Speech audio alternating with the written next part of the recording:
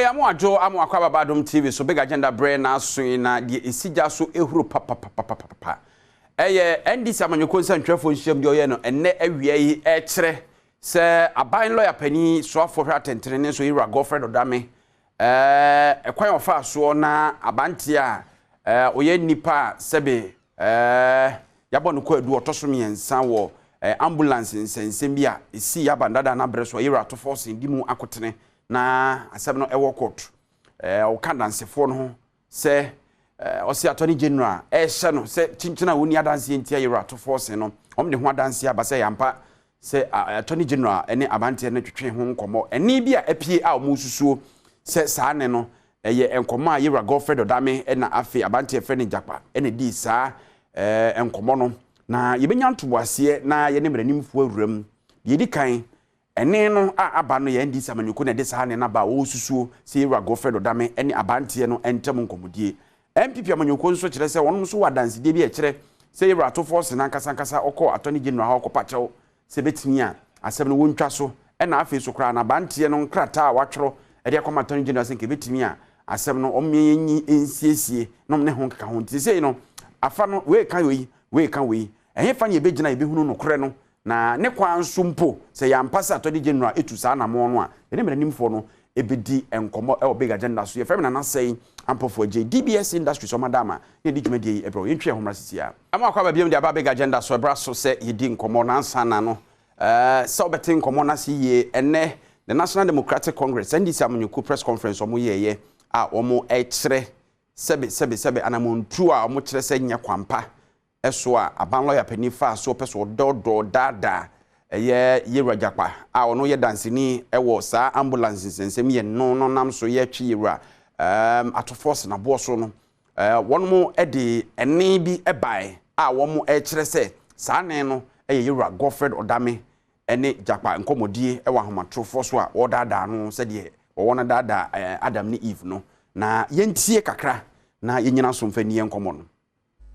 But then the financial instrument for the project is an irrevocable letter of credit. So that credit letter has already been sent. No problem. But that letter of area. The contract requires that you pay by additional credit. Yes. In addition, you should establish it upon the sign of the contract. So already you have paid upon the signing of the contract for every 50 ambulance. Yes. Upon the signing of the contract for every 50 ambulance, since there was no advance mobilization, advance payment, that LC was a security that you have to establish ahead. No problem. It's on the contract for every 50 ambulance. It is the contract for every 50 ambulance. Pardon? Is it a contract for, I'm saying upon the signing of the contract for every 50 ambulance. Yes. Is it a contract for the every 50 ambulance? The contract is for 200 ambulances in tranches of 50. Hold on. So that contract for 50 ambulance is different from this one? No. The contract is one contract for 200 ambulances, which has been broken down within the contract for every few. You establish LC for every 50 tranche. So you have 4 LCs for the 200 ambulances. No, that part there, I disagree. But if you look at the terms of the contract, it's quite clear. And it should not be difficult for you to accept because it doesn't put you in any problem. That does not put you into any difficulty. I don't know the means of finance. So for if you accept that, it doesn't put you in any difficulty. The problem I have in accepting that for you is that in there are letters that confirm that both from. You see, the witness is telling you what the situation is, what the true facts are. And you say you should testify in a certain particular way. Enti ewo NDC amanyoko no nsentwefo nhyiam dia oyeye no wayi saa anyway e dia ba bonte ze Ghana fo nyina ntibi no onya dansefo ene a wonum susu se eye Ira Godfred Odame ene abante Jakpa a wono na edi saa ambulance no mu nsensem no makotene e court sia meka so ye third accused na NPP for afrense ntwefo so se omo nsem bi kan lawyer Frank Davis ena edi animu a ode nsɛm to dwa yenkotie ɛno nso kakra ne ehwɛ se bitima di nkɔmɔ na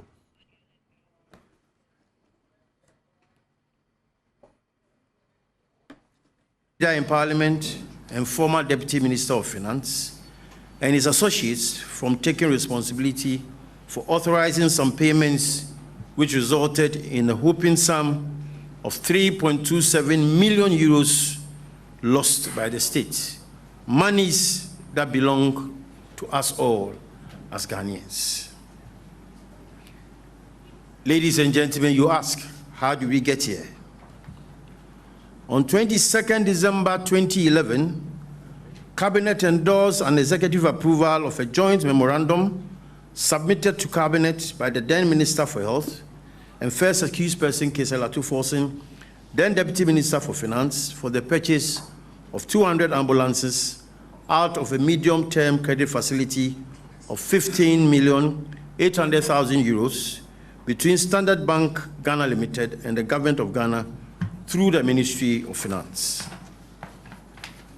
On 1st December 2012, the Parliament of Ghana granted approval for the financing agreement between Standard Bank Ghana Limited and the Government of Ghana for the purchase of the 200 ambulances. By an agreement dated 19 December 2012, the Government of Ghana contracted a company in Dubai known as Big C General Trading LLC. In the course, we just refer to them as Big C, whose local agent is the third accused person, Richard Jakpa. And the company was to supply the 200 ambulances to the government, even though that company was unknown to the cabinet and parliamentary approvals regarding the transaction. By the terms of the agreement, advance payment for the contract was prohibited. Payment for the vehicles was stated in the agreement to be through letters of credit established for 25% of the contract price upon the delivery of every 50 ambulance vehicles.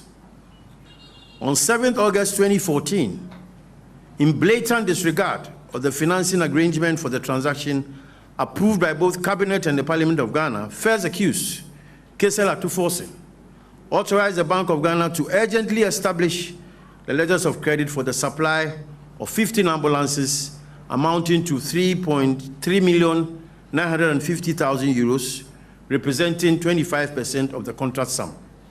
At this time, it is instructive to state that not a single ambulance had been delivered.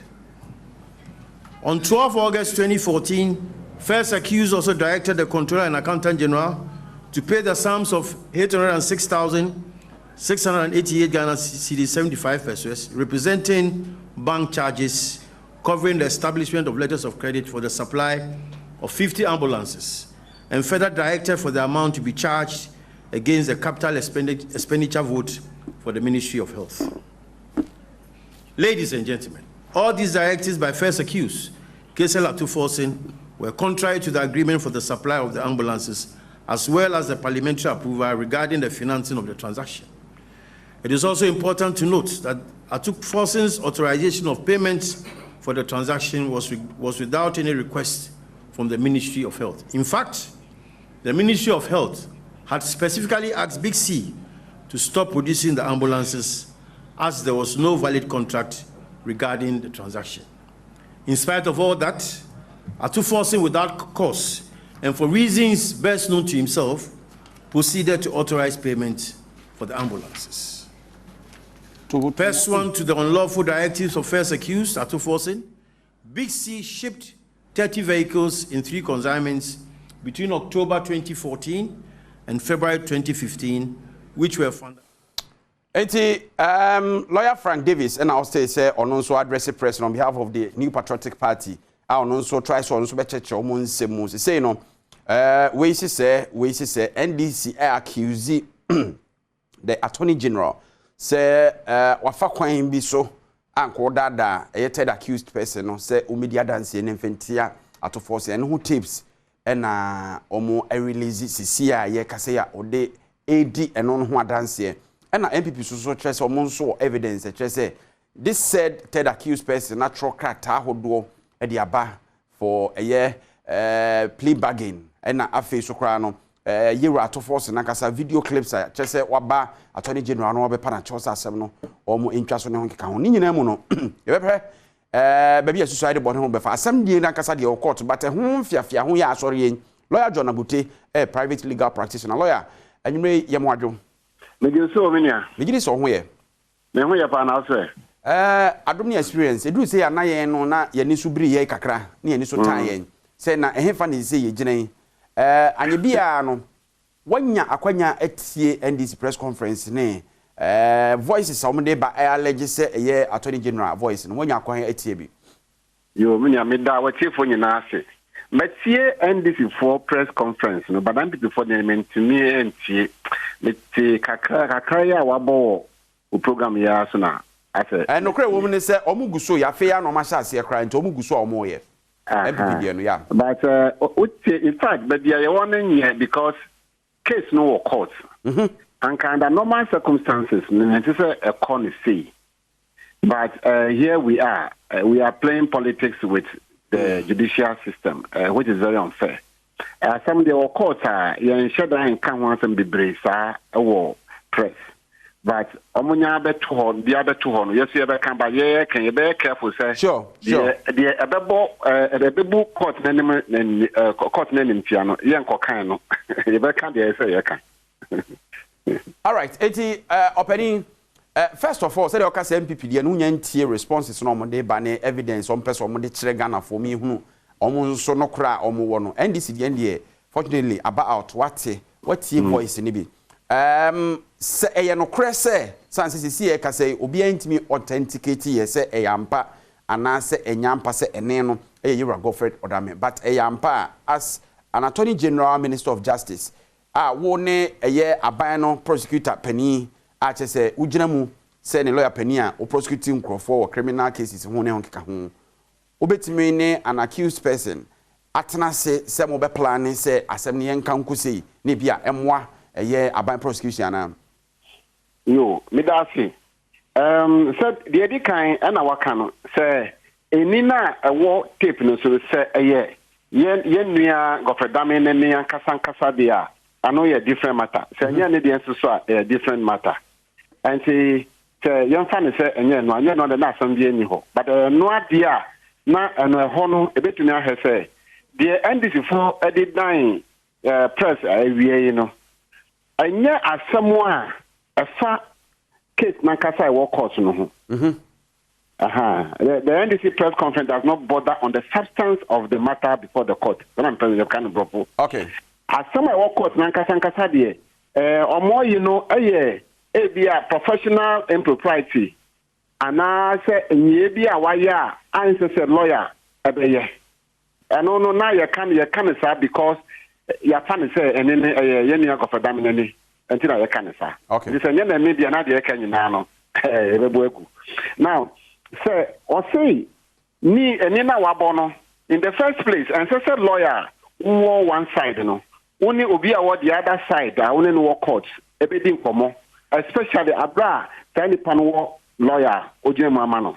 okay only ne be kasa je say o catch any lawyer no e ma me catch no and as no be kasa director je say lawyer no prince say obetimi ni wedding nkomo amedi na ye nya e bia ye kasa na ni lawyer I don't need to say dia one no nkohia no mkasa enim okay but say ekoba say lawyer no enim ho hwe e no koye sadia and the mremo no wafumra but I don't know fa case na court no ho okay but I don't know yet the court down general legal counsel your disciplinary committee am sure sir ntem no all right na say no na nya asem kra yedi no court general legal counsel asem because say wo hwe ensem no me tudwane nyina ne tofa bo nyina ne say so waye sa de a obi a ono also pretend ne wa ya ade a entity no ontuni ho ade so na so mampani empam no sa na mo pa kire okay so sa na tie dia say dia mo kan na ya no kweto do a